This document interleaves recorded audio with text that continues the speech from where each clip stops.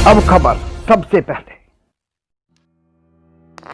अगर इंसान ठान ले तो कोई भी लक्ष्य नामुमकिन नहीं है। एक ऐसा ही लक्ष्य प्राप्त किया है सैफिया इंग्लिश इंस्टीट्यूट पर अध्ययन करने वाली अलका रानी ने, जिनका चयन एलटी शिक्षिका के रूप में हुआ है। शिक्षिका का इंस्टीट्यूट पर एक आयोजित कार्यक्रम में सम्मान भी किया गया।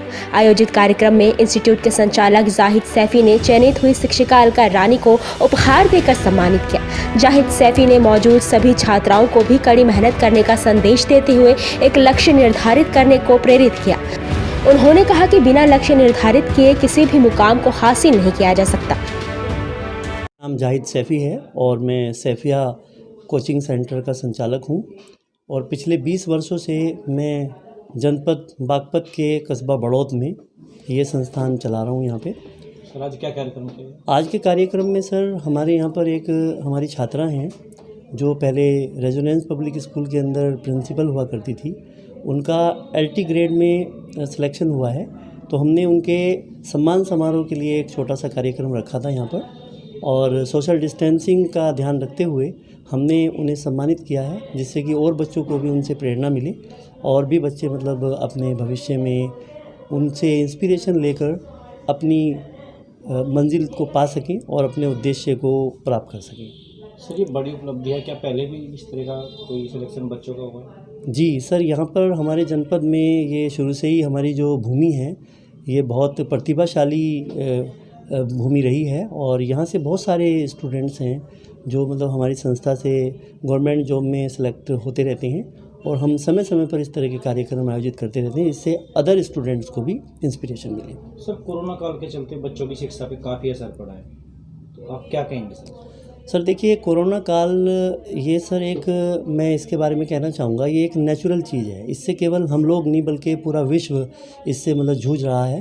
तो जैसे कि मतलब सबसे बड़ी बात ये है जिस तरीके से हमारी गवर्नमेंट ने, स्पेशली मैं थैंक्स देना चाहूँगा अपने पीएम साहब को, कि उनकी जो रणनीति थी इसके बारे में उन्होंने काफ़ी हद तक मतलब इसको कंट्रोल किया है और उसका नतीजा ये निकला कि हम लोग आज इस लड़ाई में जीत चुके हैं।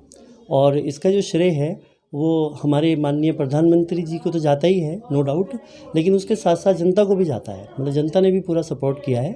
और सर देखिए, एजुकेशन है, अगर वो बीच में ब्रेक हो गई है, प्रभावित हो गई है, वो तो हम दोबारा भी रीस्टार्ट कर सकते हैं, लेकिन अगर जीवन ही नहीं होगा तो फिर एजुकेशन के क्या मीनिंग होंगे। तो लाइफ पहले है, मुझे लगता है जीवन इम्पोर्टेंट है और अगर हमारी ज़िंदगी बची है तो हम आगे एजुकेशन को तो बाद में भी रीस्टार्ट कर सकते हैं।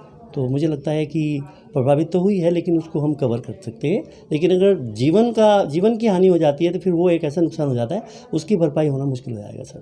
Thank you. वहीं शिक्षिका अलका रानी ने कहा कि सही मार्गदर्शन और बेहतर तैयारी के साथ ही इस मुकाम को हासिल किया जा सका है। उन्होंने सैफिया की भी जमकर तारीफ की। सर श्रीमती अलका रानी। आज सैफिया में आए हो, क्या कार्यक्रम है?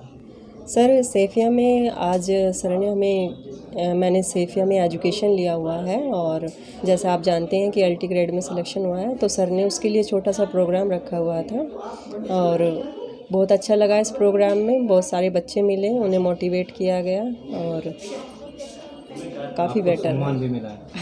हाँ जी बिल्कुल, सर ने मुझे सम्मानित किया इस चीज़ के लिए और मैं बहुत ही ज़्यादा प्राउड फील कर रही हूँ कि मुझे ये सब अपॉर्चुनिटीज़ मिली, ये सब चांसेस मिले और मेरी वजह से जो है बहुत सारे बच्चे जो यहाँ पे बैठे हुए हैं, स्टूडेंट्स जो हैं, वे मोटिवेट हुए। जैसे आप सैफिया में पढ़ी हो तो कैसा अनुभव आपको रहा है, बच्चों के लिए क्या संदेश देना है? हाँ सर, सैफिया में सबसे बड़ी बात जो है वो होती है रेगुलरिटी की।